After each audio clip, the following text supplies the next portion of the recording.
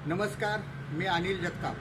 आज आपल्यासमोर येण्याचं प्रमुख कारण आहे उमरगा आणि रोहारा तालुक्याचं रखडलेलं अतिवृष्टीचं 2024चं अनुदान, खरीप 2022च्या पंचनाम्याच्या प्रती आणि खरीप 2020चा व्याज मागणी याचिकेतील रकमेची तरतूद पीक विमा कंपनीनं करावी यासाठी 30 डिसेंबर अर्थात मंगळवारी नारंगवाडी तालुका लोहारा येथे रस्ता रोको आंदोलन करण्यात येणार आहे। यात आपण प्रचंड संख्येनं उपस्थित राहावे ही विनंती करण्यासाठी आपल्यासमोर आलेलो आहे। आजच माननीय जिल्हाधिकारी यांना या संदर्भात रीतसर निवेदन दिलेलं आहे।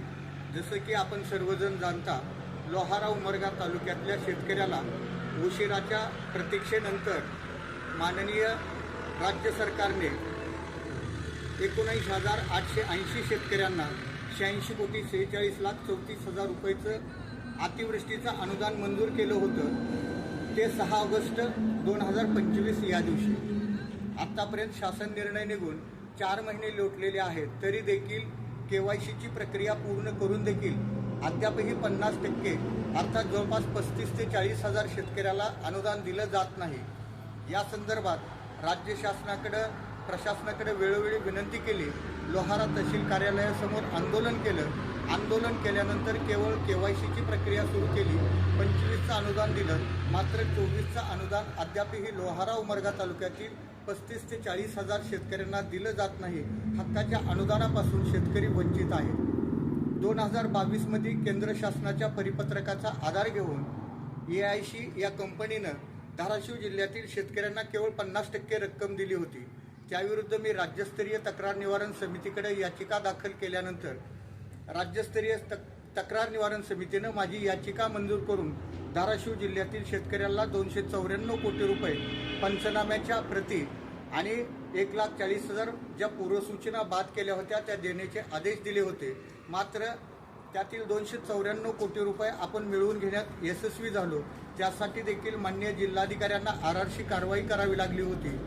मात्र अद्यापही पंचनाम्याच्या प्रती दिल्या गेल्या नाहीत। त्या प्रती मिळाल्या तर धाराशिव जिल्ह्यातील शेतकऱ्यांना अद्यापही 500 ते 600 कोटी रुपये मिळू शकतात। तुळजापूर तालुक्यातील आणि धाराशिव तालुक्यातील काही शेतकऱ्यांनी पंचनाम्याच्या प्रती मिळवल्या।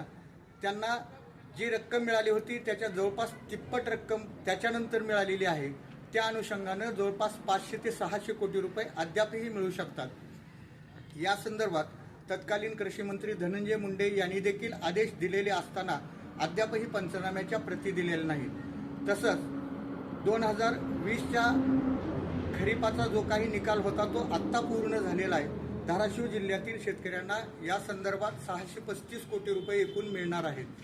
खरं म्हणजे पीक विमा शासन निर्णयातील तरतुदीनुसार राज्य शासनाकडनं रक्कम गेल्यानंतर 2 आठवड्याच्या आत ही रक्कम शेतकऱ्यांना मिळायला पाहिजे। मात्र त्यासाठी जवळपास 4 वर्षाचा कालखंड लोटलेला आहे।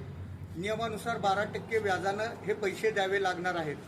635 कोटीचं 4 वर्षाचं व्याज मिळून जवळपास 250 ते 300 कोटी रुपयाची रक्कम होते। ही रक्कम मिळावी यासाठी मी जिल्हास्तरीय तक्रार निवारण समितीकडे याचिका दाखल केलेली होती, ती मंजूर झालेली आहे।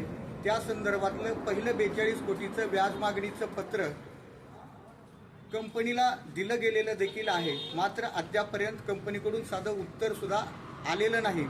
यासाठी माननीय जिल्हाधिकारी यांना 2 पत्र दिले आणि RRC कारवाई करावी अशी विनंती केली। मात्र त्यावर अद्यापही काही हालचाल होत नाही।